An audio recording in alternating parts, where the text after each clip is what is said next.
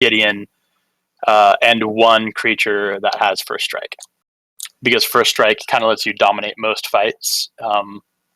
It says that as long as you can kill the other creature, you get to strike first. So you get to strike. The other creature only gets to hit you back if it survives that strike. And usually they didn't, because Gideon buffs them up really well. So that's just one example of synergizing your Planeswalker with the deck that you're building. So moving right along, that was kind of the elementary level. Now we're going to get to the slightly higher level.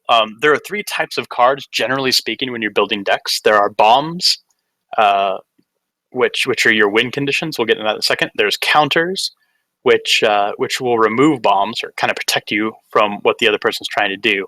And there's facilitation cards. They either help you get those bombs out or help you get the counters out or help you respond in some way, give your deck flexibility and work with the mana curve. So bombs are your win conditions. Bombs are cards that if you get that card out and it stays on the board for any number of turns, like 3, 4, 5 turns, you start to dominate the match more and more. And some great examples of a bomb is the Crushing Tentacles card. I don't know if you guys have seen that, but there's one card that I run in blue. It costs 21. It says all creatures on the board are destroyed, all of yours and all the enemies. And you put out a 16/16 reach trample octopus. So that's a really good example of a bomb. Like if you play that and then it sits on the board for 3 or 4 turns, then you're either pushing the match back in your favor or you're controlling the match. And bombs are usually what you build your deck around as well. So, for instance, and it doesn't have to be something that deals damage directly. It's just this is kind of like the linchpin of your deck's ability to beat other decks. So, for instance, I'm building one right now that's blue, and it's based on spirit creatures. And the main bomb in the deck, the main linchpin of the deck, is a card called Rattlechains, which I don't have. But it gives all other spirits hexproof, and it gives them all 6 mana when they come onto the board, and a bunch of other things. So it's kind of the crux of the deck. So bombs are like the linchpin of the main part. So counters are ways to stop your opponent from doing what they need to do in order to win. It's denying them their victory conditions. So on counters, we're talking about hard removal and soft removal for the most part. So hard removal is going to be something that just removes the card instantly from the board. The best example of hard removal in the game is black. Black has a lot of cards that just says destroy target creature, and it may say something else too, like destroy target creature and draw a card, or destroy target creature and investigate 2, or whatever happens to be. There could be something tacked onto it. Sometimes there's conditions like destroy target creature if it has 4 or more power, or 3 or less power, or whatever, but those are hard removal. So for the most part, that's just going to remove the card directly, and it's going to work every time. Soft removal is removal that will usually take care of the job, and it's generally more efficient. So there's some black has a lot of these too. Soft removal, target creature gets -4/-4, or -5/-5. So -4/-4 will usually do the job, and it's really cheap. That card I think is like 4 or 5 mana, maybe slightly more, but it's you get more efficient use of the mana that you're pulling out of the board by using cards that don't cost as much. That can usually do the same job. So does that make sense? The difference between hard removal or hard counters and soft counters? Yes. Yeah. Yeah. Sorry, Okay. I got myself muted. Oh, it's no problem. I just want to make sure that that all that makes sense. Okay. So is this like, I know that like Clinical knows all this stuff, and I think probably some other people do. Is this helpful at all, or is this too elementary? Should we go to more advanced stuff? Helpful for me. Okay. All right. We'll keep going then. Okay. So combos are, now that we understand what bombs, counters, and facilitation cards are. So facilitation cards are going to be like all of those support cards that say 2 mana turn to your color at the beginning of the turn, or just you gain 3 mana at the beginning of your turn, stuff like that. That helps the bombs and counters come out, or helps facilitate them in some way. Another great example of a facilitation card is like a fetch card. that says look at the top 4 cards in your library, choose one, and the 3 go to the bottom of your library, or the other 3 are destroyed, which in this particular game is the exact same thing. It's going to help you search through the deck and find what you need faster. And then usually what you're going to be looking for, of course, is your bombs, your things that facilitate your main strategy of the deck. So then understanding those meta types of cards, when we look at combos, these are generally the cards that say something like, when something happens, then this effect happens. So, for instance, I guess we'll use Rattle Chains again, or we can use some other color as example, but Rattle Chains is a spirit, and it says, when a spirit card comes into your hand, it gains 6 mana instantly if Rattle Chains is on the board. So I want to put Rattle Chains out on the board. I'm going to put that bomb out early to facilitate the rest of my plan, and then I put a bunch of 6-cost spirits in my deck.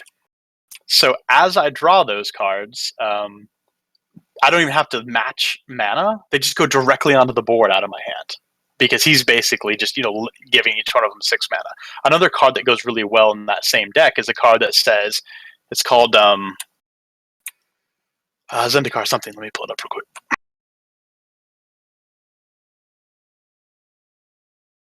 Zendikar Resurgent. It says when you match 3 or more gems, you gain 2 mana. So that's a facilitation effect. And then it also has a second effect.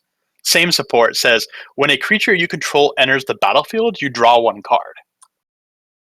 So in the example of Rattle Chains and the combo, the when something happens, something else happens, he combos well with any spirit that's 6 or less.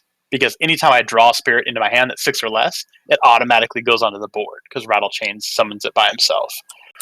And they both combo really well with this card, Zendikar Resurgent, because it says every time that a creature comes onto the battlefield, I draw a card. So it's quite possible with a deck full of 6 casting spirits, if I get Zendikar Resurgent support out on the board, and I get Rattle Chains on the board, I can draw a spirit into my hand, it plays instantly onto the board, which causes me to draw another card, which plays instantly onto the board, and you could generate 10, 20, 30 creatures in a turn, potentially, based on how well you tune the deck, because of that combo.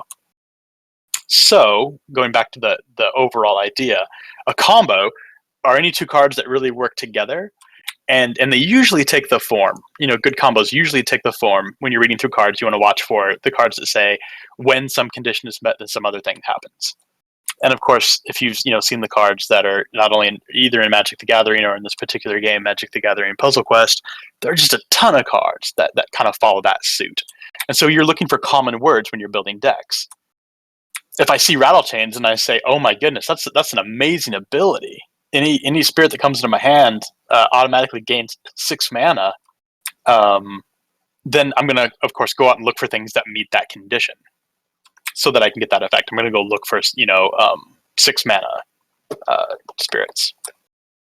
Cool. So that's one example of a combo, and we kind of talked about what generally combos are. The when condition effect, theme synergy. What am I trying to do? So, moving towards the end of deck building now, I went ahead and put the link here. There have been 2 or 3 different community sites, and the people have stopped updating them. This is the current one, and it's updated, and it's kind of more of a community effort than a single person effort. So I think it's going to be good for a while. But that's this link right here in the sheet under card database. This is the one that I use. I have it bookmarked, and what you can do is you can go through and look at all different cards. So let's go look at that real quick. If you click on that link, it'll pull up a page. It'll probably be on the home tab at the top. This is just the guy's announcements, but you can click cards, planeswalkers, and decks. And a lot of the planeswalker data is in there too, if you want to see like what abilities they get at what level and stuff. But for now, let's just click on cards. So under cards here, you can see card name. You can put anything that you want in there, and it'll search all 1,200 cards that are in the game right now throughout the 6 sets or however many there are. And it'll look for that word. So you can just put, Zendikar, and then any card that has the word Zendikar in the title, it'll pull up that card. Card details is not working right now. It was working like 3 days ago, but this will actually search the text, that bottom part of the card that's explaining the rules. So if I want to look for a card that adds mana to spirits, let's say, I'm only going to get one hit. Rattle Chains is the only one that does that. But I could type in the words spirit and mana, and then any card that has, I think, either of those words or maybe both of those words under the card details. It's not working right now, but it should be working again soon. The rest of it's kind of self-explanatory. The color, if you click like color, you can choose colorless or any of the 5 colors, and you can click whether you want to match any or match all. So if you want, either, if let's say you're a green player, you'd want to click probably green and colorless, and then say match any. So it'll show you all the cards that your planeswalker can have in their deck. Rarity just, shows the different, you can filter by rarity. Expansion type is the 3 major types: creature, spell, and support. Secondary types, this is the type of creature it is. So if you want to look for zombie murlocs, because you find some really good card that says all zombie murlocs are become immune to all damage, and you think, oh my goodness, that sounds great, I'd love to have creatures that are immune to all damage, you could go under that secondary type and click on zombie and murloc, and then, or not murloc, whatever, merfolk, and pull it up, and so you can really do really specific searches. This is great because then you don't have to kind of keep a mental tally of like 1,200 cards. Ability is really good. It works really well on this site. So these are all the different abilities that creatures can have. If you click on this and you click on spell, you'll get 0 returns because these are only creatures and supports to a lesser extent. So if you want to find a creature that is that has double strike, for instance, because you really you see how powerful double strike is, then you can click double strike and search by creatures. But there's only one in the game right now. And then cost, power, toughness, shield at the bottom is the number of times that a support can take a hit before it goes away. So it's that little number. When you cast a support, it has that little number on it, and that's how many times it can get matched or take hits before it gets removed from the board. That's what that shield is at the bottom. So this is a really great site. Any questions on that? No, looks good. All right, moving right along. So the last thing I want to talk about deck building, and then we'll open up deck building for questions, is sharing strategy, this spreadsheet. So I've made a couple little tabs for us. One thing that's great, about the team is just, being excited about other people's successes, which is something that really excites me. Second thing, is that the better we do as a team in these events right now, like we're at least going to get probably 750 runes or experience for everyone on the team, whether they participated or not. Because our rank is looking pretty good right now for this event that we're currently doing. And then kind of the third synergy, I guess, of being in a team or coalition is we can share, notes and ideas for deck building, ask questions, or share good combos. So there are 2 tabs at the bottom of the spreadsheet that we're looking at right now. One is called Combo Workshop. And what I thought I would do is I'll come up with some, neat looking format and stuff later, but if you click on Combo Workshop and you look at there, right now I said I call this little combo creature and mana suppression. And so I put down these 3 cards that I just noticed worked incredibly well together and have those combo properties that we were talking about before, the when something happens, condition and effect. So Tightening Coils is a card. These are all blue. Tightening Coils is a card that says target creature gets -6/-0 forever. And the really cool thing about that is it's a big kind of like millstone around their neck. So if they only have 4 attack and then they gain +2 at some point later on, they're still going to register 0. Because that -6/-0 counter just sits on them. So even if they climb up to that 6 eventually, they're still at 0 until they break 6 power. So anyway, Tightening Coils does that. Ongoing Investigation says whenever your creatures attack, they spawn Investigation, which are those little draw cards that go down in the field, in the mana field. And whether you pop them or the enemy pops them or they expire with time, you're guaranteed at some point to get an extra card draw off those investigations. And then the last card is Sphinx's Tutelage. It says whenever you draw a card, the enemy loses 2 mana on the first card in their hand. And so what I was really consistently doing accidentally with this combo is I had 3 creatures attacking every turn. They were able to attack in relative safely because of the Tightening Coils. Every creature that attacked spawned Investigation, extra card draws down at the bottom. And then since I was drawing probably 4 cards plus a turn, because there were some other things that had me drawing cards, I was having to discard a lot of cards because I couldn't play them that fast. But what I realized is since I was drawing them, even though I was discarding them, it procced that Sphinx's tutelage each time. And the enemy ended up, and my opponent ended up just losing 8 mana every turn, and they couldn't generate that much mana. So once I got these 3 cards out for a lot of the PvE stuff, they had no ability to play cards. That's Like they did not play. Once I got those 3 cards out, they didn't play any cards for the rest of the match. And this is only like level 40, level 50 PvE. This this wouldn't break like a level 195 deck that I just played and lost brutally too. But when I get Rattle Chains, we're gonna kill that level 200 guy. But anyway, so I thought, hey, how about let's like if you find something intentionally because you're doing some theory crafting on that site that we just looked at, or accidentally like I did on this combo, and I was like, oh wow, that my opponent can't play cards anymore for the rest of the match. That's great. Then maybe we can share them on this page. Ideas for deck building and whatnot. So there's that. And then if you go left one tab, there's an MH Builds tab here. And I thought, once you feel like you have a pretty fine-tuned deck, or something that you really want to share, like the whole deck as an idea, then let's put them in here. I sorted it on the left by color. If you don't do the format right, it's okay. I'll fix it. When I notice or whatever. But so I put my Spirits Upon Spirits is what I'm calling this deck. I put the name of the Planeswalker that I'm using, which is just the base Jace right there. Something Unlimited. I can't remember what he's called. And then I put my name. So I put a little narrative description, as you can see in the MH builds right there. This deck generates massive numbers of spirit creatures through Rattle Chains, Towergeist, Talent of the Telepath, and Zendikar Resurgent. So I'm kind of explaining, this is my main bomb. Like, this is the main combo series for this deck. Like, the main bomb would be Rattle Chains in that case for the deck. In which, if you're playing against this deck, that's what you want to save your best counters for. You want to make sure that you reserve a hard counter for that Rattle Chain, if you can, to try to break up the strategy. And then I also say Startled Awake and Talent of the Telepath generate mana and fetch capability. Startled Awake generates. I don't know how this card isn't broken, but it's a creature that costs 6 mana, and when he comes into play, he adds 13 mana to your hand. So there's just a net gain of 7 mana. And what I didn't realize at first is you can stack 2 of them in a row.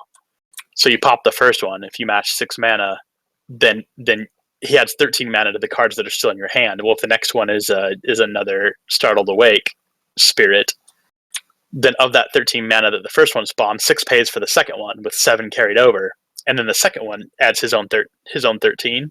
So if you have 2 Startled Awake spirits in a row, and you generate 6 mana to pop that first one, it pops the second one, and going into whatever card is following them in the stack is 20 mana on down the line. And I kind of explained that here. Startled Awake plus Talent of the Telepath, which also has a net mana gain. That card, it costs 5 but generates 6 mana and searches through a bunch of your cards. You can just generate massive amounts of mana. I have been able to I don't have Talent of the Telepath yet. I have to use some cards that aren't as good but kind of do similar things. And I've been able to cast 6 spells a turn, like just clear my hand, with some of these combos. And the way that you come up with decks like this, of course, is what we were just talking about, conditions and effects. You look for those combos, the cards that work really well together, because generally the condition of one is the effect of the other. And anyway, so here's a place that we can share those builds together. Or if you're the kind of person that's like, this is not fun for me, I don't want to think about it this hard, then this is where you can come to steal really good deck ideas from the bigger nerds. Okay. Any questions about deck building before we move on to game mode progression? You're talking about getting these cards. Do you mean you have to wait until you get one in the deck? You mean to be able to use it and put it in your deck, or? Oh yeah. Is there any other way other than purchasing or like taking the time to collect them with the crystals? Because these decks, if they're full of mythics or rares, it's going to take a long time to collect these cards, will it not? Oh yeah, absolutely. So mythics are pretty hard to get. They're not super hard. They're somewhere between 1 in 70 cards or 1 in 100 cards that you get. One will be a mythic probably. is what I've seen so far. Not personally, just people talking on the forums and stuff. I guess I have kind of seen that personally too. So I've gotten a lot of cards from events and stuff. But if your question is, can you individually buy a card, like go into some shop somewhere and like buy an individual one, then no. You have to get them from packs. There's something new that has never been up here before, and I recommend that no one does this. But I mean, if you want to support the company, it's your money. That's cool. Hi, sorry I'm late. I forgot. It's no problem, man. They have a thing right now where you can pay $20, like US, like $20 US, or whatever the equivalent is, and you can buy a random mythic creature. Which, if you're just like, man, I'm hard up for any mythic creature, then I guess. So I guess that would be the exception to the you have to get them in packs rule. But it's still kind of a pack because it's random, but it's a pack of one card. Yeah, I got the big pack earlier and got 3 mythics out of it. Oh, did you? That's super lucky. And like the 4 rares. The big pack is the 14 25 cards. uncommons. Yeah. Yeah. So generally you get one. If you get one of those big 14 packs. Yeah, it was the 14 packs with the gems and the crystals. Yeah, nice. I think generally you get one. So three is a really lucky pull. None of them were any good, but I got them. Yeah, I got a few this year. Well, in the last couple of days, I've gotten 2 mythics out of those 3 packers that you get, and they haven't been the 3 packs that you get for free every 8 hours. They've been the ones that you win from events.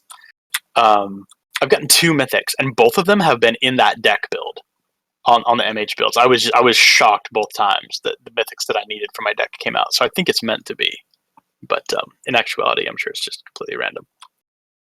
All right, we'll come back to deck building at the end if anyone has any questions about deck building.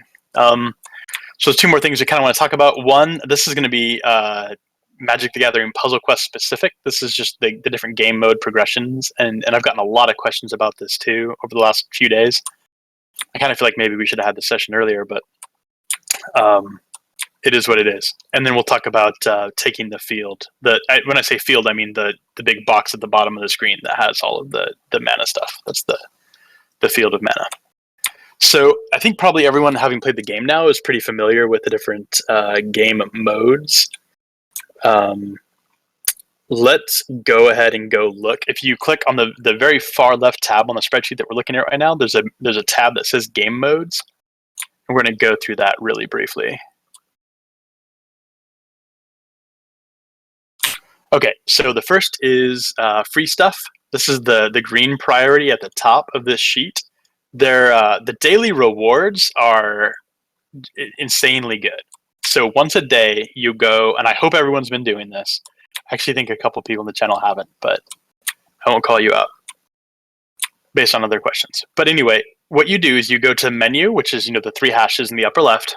You go to Activity Hub. It took me a couple days to figure this out. I actually knew that there was a daily reward I was supposed to be claiming, and I looked around for a little bit and couldn't find it, so I just gave up and went on to other things. But anyway, you go to menu, Activity Hub, then you scroll to the bottom, and there's an area where you claim your daily reward. And these rewards are the really good stuff that you get from winning events. It's runes, crystals, and card packs. Additionally, if you claim your daily reward 21 times in a month out of 30, then you get a bonus 4 packs at the end. You get a quad pack for free. And this takes 20 seconds. So even if I think, for you're I'm going to be gone for 2 or 3 days, or I just don't have time, whatever, I'm just not interested, or Sea of Thieves came out, whatever. It really only takes 20 seconds to go in and get your daily reward, and that's just really good stuff. Okay, moving along. Free boosters every 8 hours. I think we all probably know about this because that little red circle appears and kind of leads you to them. But every 8 hours, you can get 3 free cards. You get one of those booster packs by going to menu, vault, and then free boosters. Okay, so the second type that we're going to talk about, I'm not sure I want to talk about these in order. Let's see. There was a method to the madness.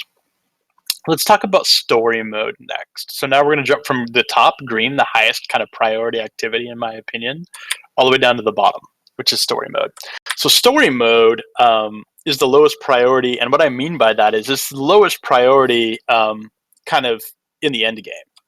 So there comes a point where you've beat all of the story mode, except for going back and doing some of the bonuses, and that's what I mean. I've cleared story mode.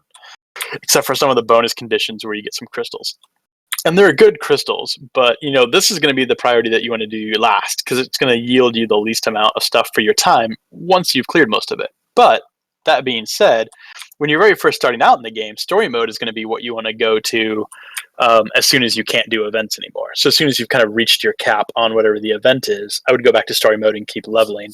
You want to have probably a level 30 or level 40 planeswalker before you can really start to dig deep into those events and put up some good numbers.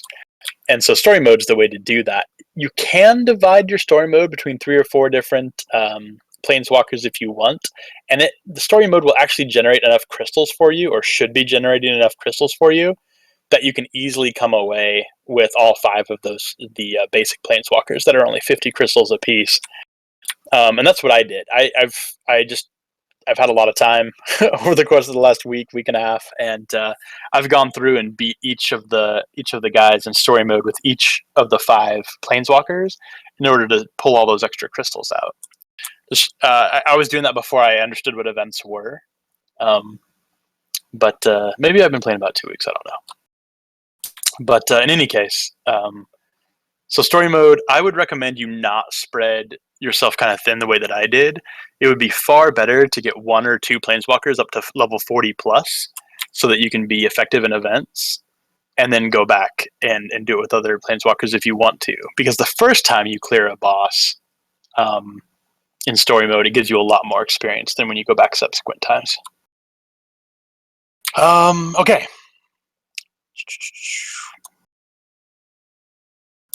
Enough on that. Events, this is, in my opinion, the main purpose of the game. At least it is for me. This is the main reason that I play. It has the best prizes. You have the bragging rights. You put up the scores, and I think it's kind of the end game. You're building up decks and stuff for the purpose of being able to do events. If there's no event that's up currently, like you can max out on events. I maxed out on the Oath of the Gatewatch one. I couldn't do anything more, but I still wanted to play. Then I went to quick battles. So in my opinion, quick battles is kind of the thing you do when you've kind of topped out the progress that you can make on a particular event. The rewards aren't quite as good as events, but they're still, decent. Okay, so those are the different game modes. Let's talk about loot tips real quick, and then we'll see if there's any questions. So we talked about the different priorities of the ways to get loot, the best ways to get loot in this game. Color mastery. Let's talk about that for a second.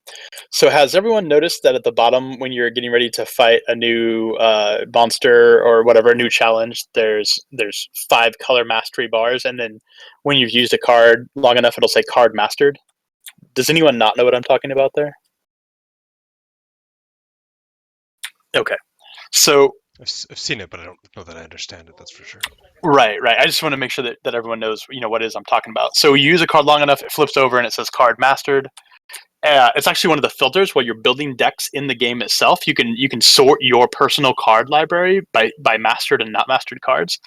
And what it means is there are 4 tiers of loot rewards, and we are all in the bronze tier right now, including me. So I don't know when you transition to the next one. It goes bronze, and then above that is silver, and then gold, and then platinum. And you can go in and see what the other tiers are getting for rewards, but they're getting more stuff. They're getting a lot more runes for experience. They're getting a lot more crystals. They're getting a lot more card packs, and they get rares and mythics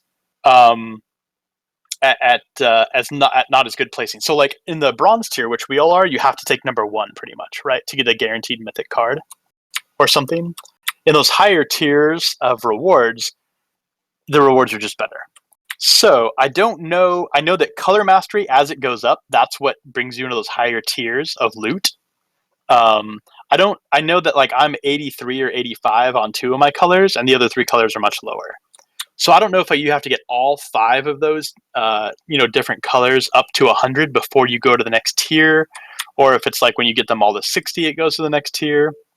I'm not sure when it transitions, but I know that increasing your color mastery is what increases your loot tier. And the way to increase your color mastery is you use a card until you master it. And once you master it, it starts filling up those bars. So if you want to go to higher loot tiers, and I'm pretty sure that we all do, there are some cards that just, if I take them out of my deck, the deck doesn't work anymore, so I have to leave them in. But there are some cards where it's like, well, this other creature kind of does a very similar thing, and I don't have that one mastered yet, so I've been swapping out my mastered cards for unmastered cards to try to get that loot tier up. Any questions about that? If you go to menu and then profile, you can see your color mastery. I can't hear who's talking. Oh, it's clinical. He said that if you want to check what your mastery is right now, you can just go to menu and then profile, and it shows you your color mastery, how close you are to that next tier of loot. By the way, what's the coalition name? Hey guys. Hey, what's up, Zero? What you guys It's talking about? MH Guild. So MH and then Guild. Magic Puzzle Quest. We're finishing up a little strategy explaining the game. Oh, Sure. okay. Okay, so we are almost done. Find my notes again. I just posted a link, Grim. There's a mastery. Oh, cool. Does it say when it switches not. over? But if you do heroic encounters, those are once you've completed a full chapter. The amount of mastery you get per card is like much better, so you only have to do it a few times to get the mastery up. Oh, nice. And there's a few other better ways to do it and whatnot, like quick battles and events are much better than campaign mostly. Oh, it looks like you individually level up the 5 colors. Because on the picture here, it says that their green magic is bronze and their black magic is gold. So it looks like you individually tier them up. So I'm pretty sure then it probably tiers up when you hit 100. Then it probably tiers. Oh, yeah, it does. Okay, so on this picture too, this guy is gold going for platinum with his black deck, and he's 418 out of 750. So I'm sure when you hit whatever that second number is, that's when you tier up. So 100 is the, yeah, okay. Yeah, it's the tier to go from bronze to silver. Yeah, right on. Cool. That is awesome. I learned something too. Okay, so game modes, the spreadsheet, we talked about all that stuff. You can play and get awesome loot 100% free without spending any money. I think it's fun to do it that way. I mean, like, you might now, granted, full disclaimer, like, I bought Innistrad decks. I bought the Innistrad pack because I love Innistrad. It's actually the thing that made me excited to come play this game, because I saw that they had the Innistrad set. And I think it's the best set that Magic ever made. But I think it's kind of fun and challenging to not really spend money. If you want to support the game, then that's cool. But if you feel like you have to buy a bunch of cards in order to be competitive, and there's just nothing's working out for you, then grab me and we'll go through the cards that you have and we'll see if we can make you a good deck together. Because I know that we can be successful and we can get you a bunch of cards without having to spend money if you don't want to spend money. And the last thing in this section is startup codes. I really appreciate all of the free cards. I just kept putting my code up there because I didn't know any of the other ones. But if other people would like to put up their codes for new people that are coming on, I don't need any more social cards. Additionally, I've got 7 of them now. I've only got 3 unique ones, and I wouldn't put any of them in my decks. So for what it's worth, if anyone else wants social cards, please feel free to share your codes in the Magic the Gathering Puzzle Quest text channel for other people to use. And I'll stop giving mine to people, but they're not super good anyway. Okay, so last, taking the field. Is there any questions about the game modes or loot or how to get it? Now, what would be the fastest way to get packs free? So do we spend our crystals on packs, or are we supposed to be spending our crystals on events or on planeswalkers? Okay, so events are free. There's no entry into events. I know that there normally is for like drafts and stuff in regular Magic, but in this one, events are free. So what I would do is what I'm trying to do is I'm trying to save up my crystals until I have 600 every time. Because you get a much better deal when you buy that 14-pack combo than when you buy the single pack. I think there's a 15 pack up right now. Yeah. Well, whatever it is, the more packs you buy at once, the less crystals you're paying per pack. So it's up to you. I think that the 5 base planeswalkers, the ones that cost 50, are great. I think you can go all the way to the end game with them.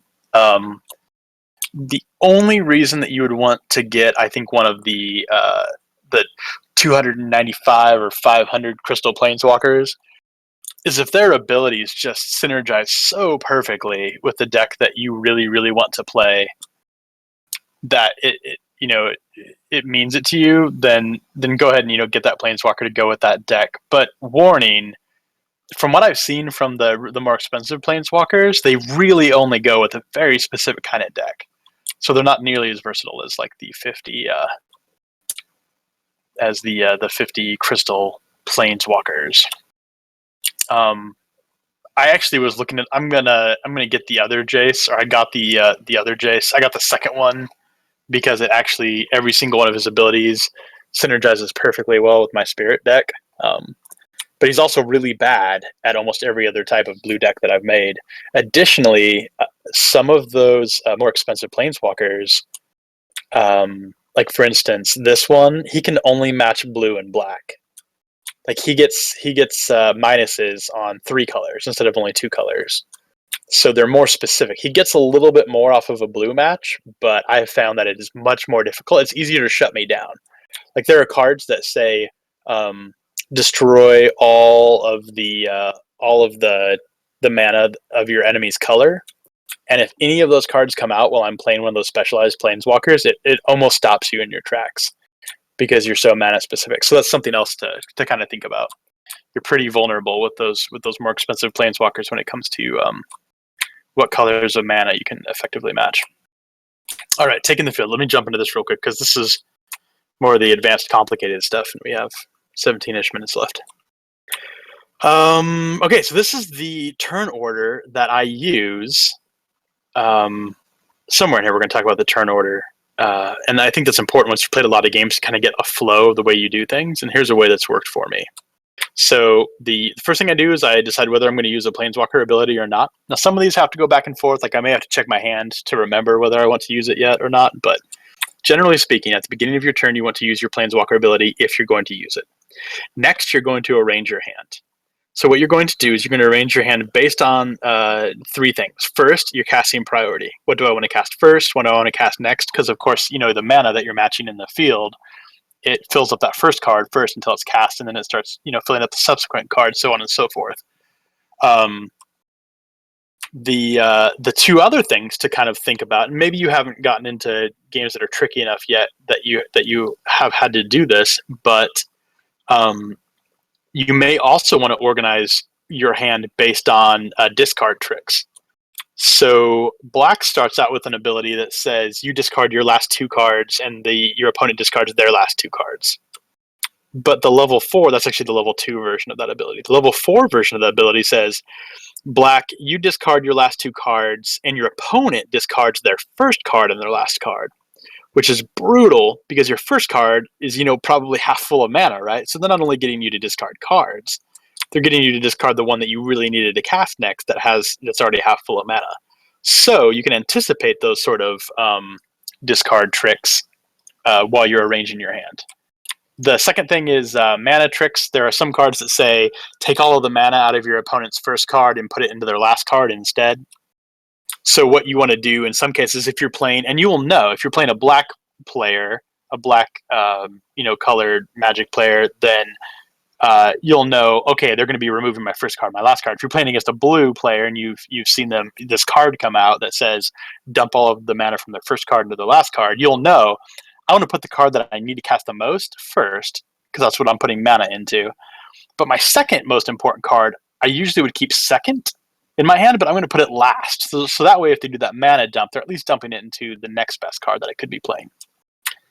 So anyway, those are the things that I've come across so far to consider while you're arranging your hand. So that's step 2. Step 1 is your planeswalker ability. Step 2 is arrange your hand.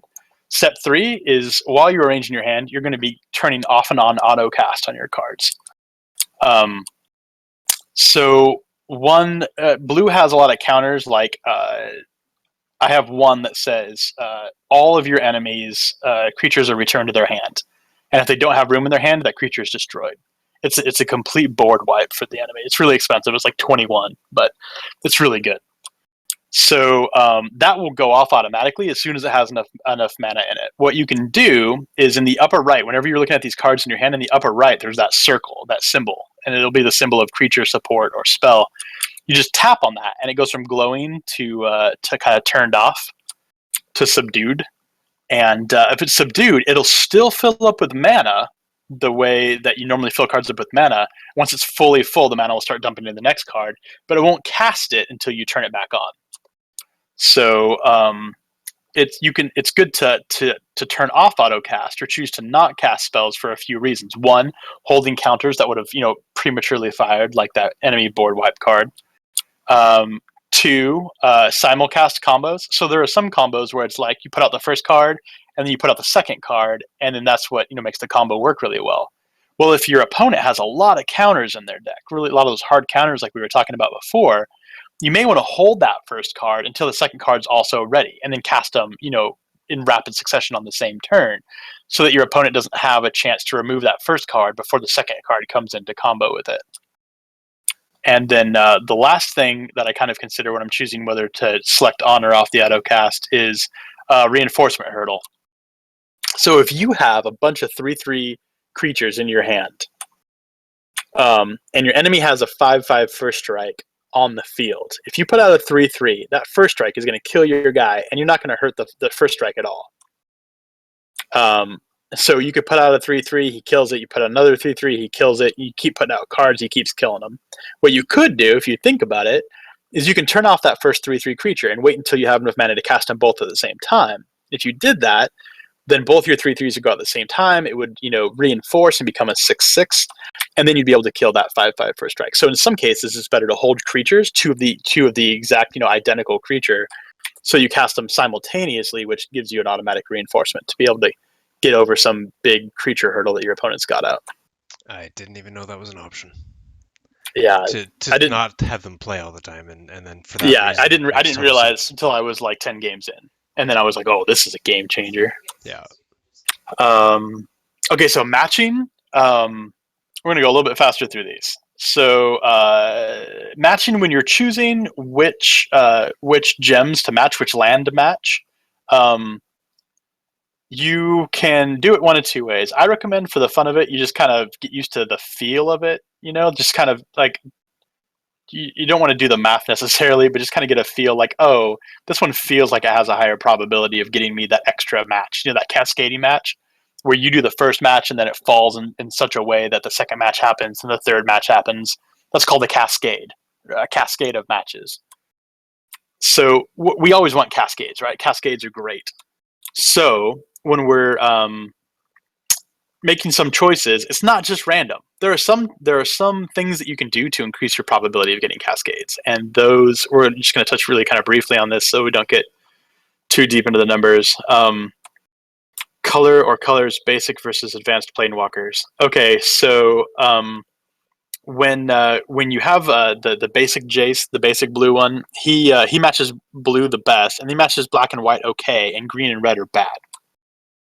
But if you use the second Jace, the Unraveler of Secrets or something, he matches blue really well, and he matches black almost as well. And then white, red, and green are all -1, even at really high levels. It's just abysmal. So one thing that you want to kind of consider is not just what's going to get me the most mana right now, but how am I going to leave the board? So if I have two generally same matches, and one kind of shifts around the left side of the board, and one shifts around the right side of the board, and I see that on the right side of the board is more blue and black, I'll probably take the match on the right side of the board, because I want that side to get play. I want it to filter down. I want more blue and black to drop on that side of the board. I want to set up potential opportunities for myself 2 or 3 turns down the road. Bigger isn't always better. Okay, so this is just really simple, but bigger isn't always better. A 4 match is not always better than a 3 match, obviously. A 3 match of your color that's at +3 is better than a 4 match at -1. So there are times when matching 3 gets you more mana than matching 4. Cascading matches. So there are guaranteed cascading matches, and then there are probability cascades. So guaranteed cascades. Let's go ahead and look. I bolded and put a little arrow so I'd remember to look at these things on the right. Oh, it just disappeared. Did it disappear for everybody else? The image on the right side?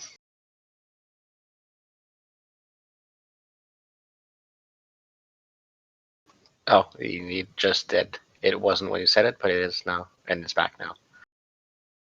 Oh, sorry, on my screen it adjusted. Okay, so so let's say on this first one, on this screen on the left, we're a player that wants green. Ignore the fact that it's a red planeswalker right now. Let's say we're trying to match green.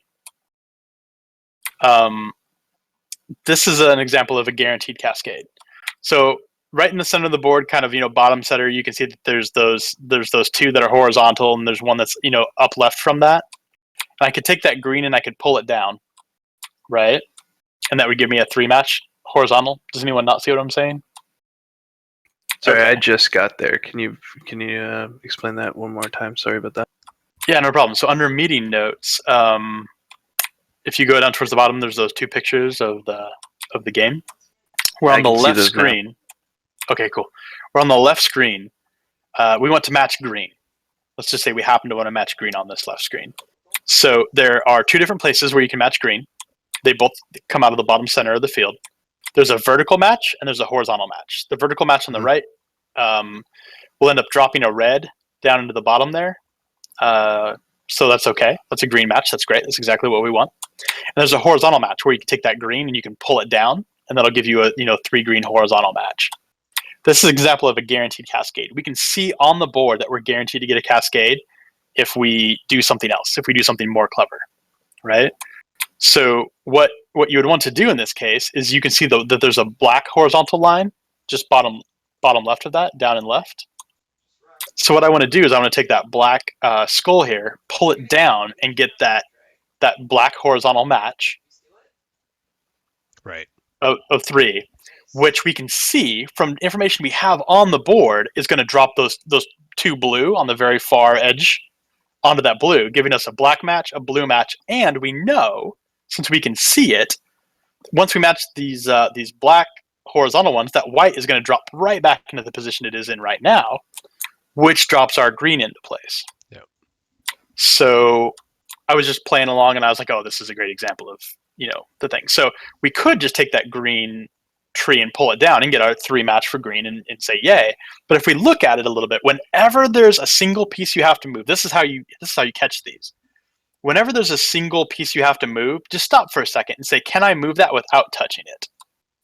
That's if you can just remember that, you'll probably get a lot more cascades.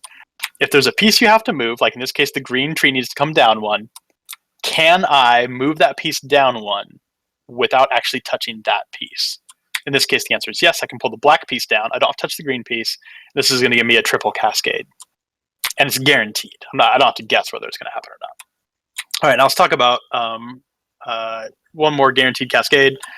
Let's just say that I want to match black mana on the right screen. So now I'm a black mage, and I'm trying to match black mana. The only black match that I can see is in the upper right-hand corner.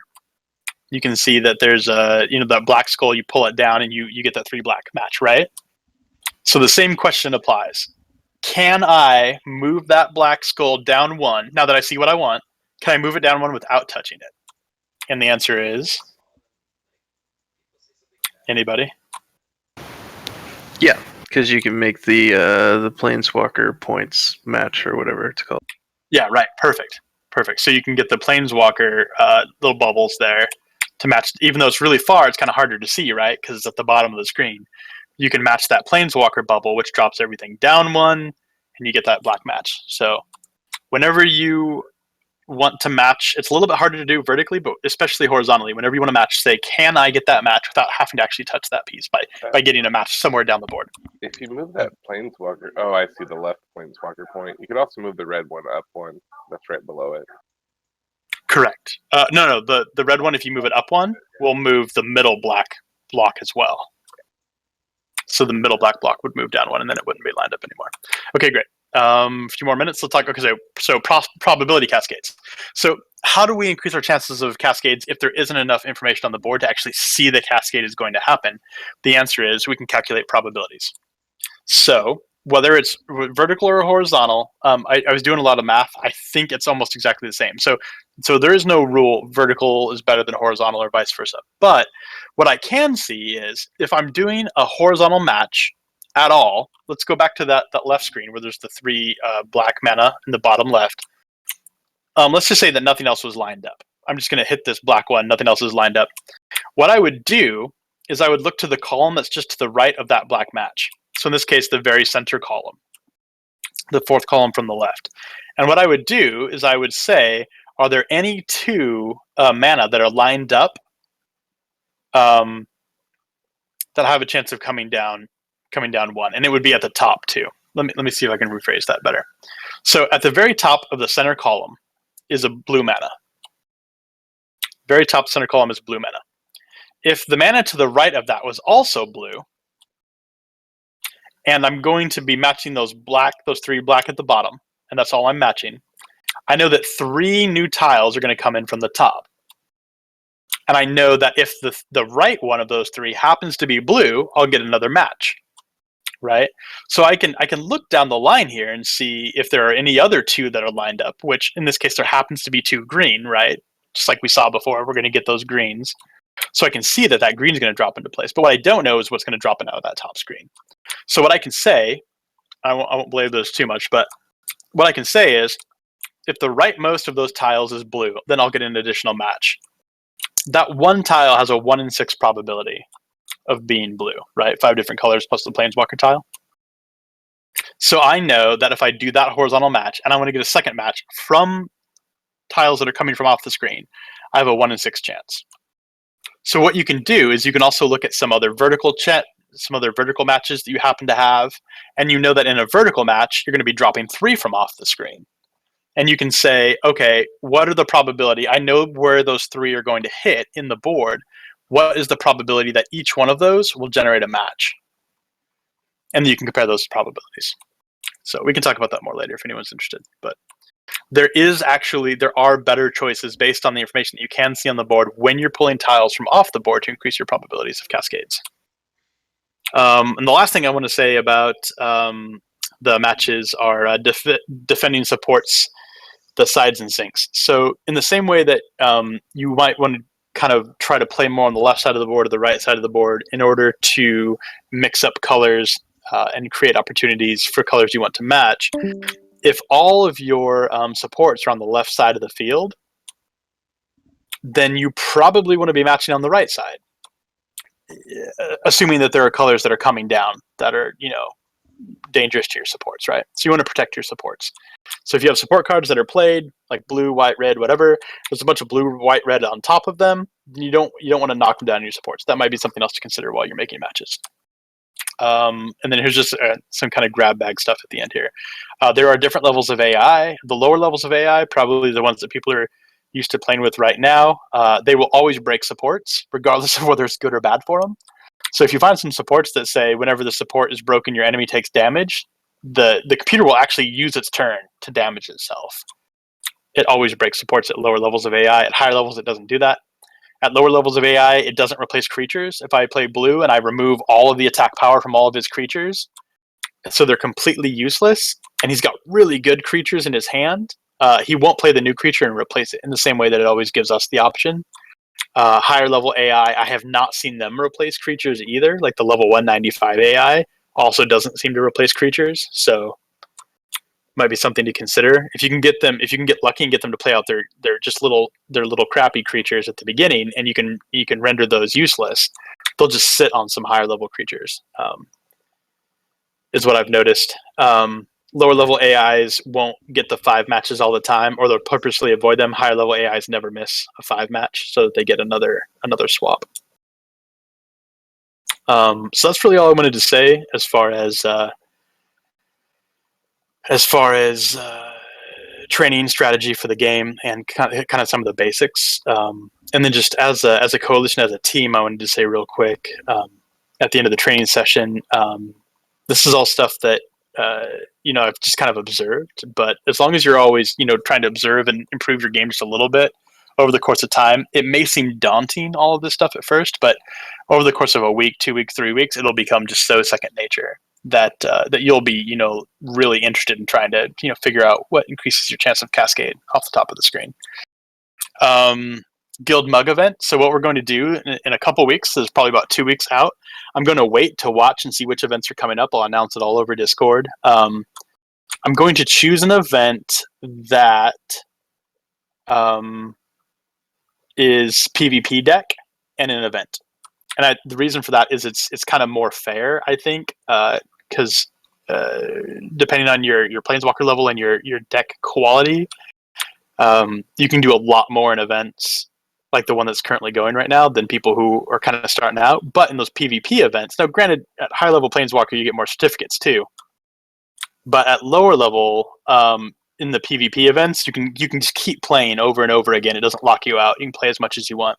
So the way this is going to run is we're going to wait for one of those events. I'm going to announce which one it is. It'll be an event that probably goes for like a day or a day and a half. They usually go. And what's going to happen is we're going to look at everyone's points at the end. So it keeps track of everyone's points overall for the guild and then also for each event. And each point that you score is going to be like one raffle ticket. So if Rook scores 120 points and Embo scores 90 points and everyone else scores however many, I'm going to throw those all into a giant random hopper, and then the more certificates you get, the more entries. But if you score at least 1 point, you have a chance of winning the mug, one of those the MH mugs. And if you don't live in Korea, I'll ship it to your house. Other people can host events if they want. I think it would be fun to kind of make a guild challenge. No one has to do this, but I think a good kind of starting goal for events for everyone is just get to that first pack of cards, like the little 3 booster pack. It's pretty easy, regardless of your deck and your Planeswalker, to pull some cards from every event. So I would shoot for at least getting up to whatever level pulls you cards. For instance, in the event tonight, the very first level, the very first reward is cards. But if you pull a little bit of cards from every event, it adds up really quick. And then last, I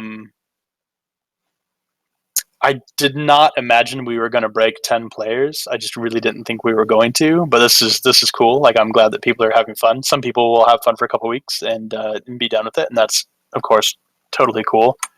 If we get to the point where we have more than 20 MH people that want to play, I'm not exactly sure what that roster will look like. Maybe we'll start a second roster. I don't know. But we'll probably remove anyone from the bottom of the roster that has 0 points ever, like that has never done an event, if that happens to be the case. But that's just something I wanted to mention. Aren't there 2 MH Rooks and 2 Frankies? Yeah, so whatever rid of the that imposter Frankie is, we'll get rid of the imposter Frankie if we hit the 20 mark. Get rid of the second rook. Can't trust those Rooks or Frankies. Just get rid of both of them. We don't know which is which. All right, gentlemen, that's all I've got. Thanks for coming out and listening to me talk about probabilities and super exciting things like that. I'll stick around for questions if anyone's got them. It's kind of like bedroom talk. Not so much. I'm glad you come out. Not so much. I'm not getting no good cards. They all suck. I can honestly say we did not talk about this at the weekend at PAX. I have 3 decks, like 3 Planeswalkers, and like all of them are upgraded 1 card too. I have all the cards. It's terrible. I hate RNG. What do you mean they're all upgraded? Ulrich of the Krowlin Horde, whatever he is. I don't know what he is, but when I got him from some tutorial thing, it was like, oh, this is good. Yeah, I didn't realize. For anyone who hasn't done it yet, in the story mode, if you scroll to the right on the overall categories, there's a training, like a Zendikar or whatever training, Kaladesh whatever training, and there's an Innistrad training, and you get like guaranteed pretty good cards and packs out of doing those trainings, and they're really quick and easy. So that might be a little way to boost yourself up and get some cards. Yeah, and they give you like every time they give you a card that is one of the new abilities that they outline. Sorry, frog in my throat. And some of them have been really good. I'm using, I think 2 or 3 of them. One of them, just makes it so you can overload mana, and then when you you break them, you get extra mana from them and stuff. So it's like, basic stuff, but helpful. Another one. Yeah, it's a really great facilitation card. Is that the one with the picture of the building with all the blue pipes coming in and out of it? I don't know. I'm not looking at it right that's now. like a staple card for a ton of decks. That's a great facilitation card for a lot of decks. Yeah, so it's definitely worth doing. I have found that some of the cards you get are like, if you're not building a deck around creating those situations for yourself, then they're not worth it. But Is that the ether? all right, I will look for this card so I can tell you exactly what it is. Yeah, I it's hate either fighting something. blue decks. I think it's Ether Hub. Yeah, I haven't basically. Yeah, blue can be really aggravating because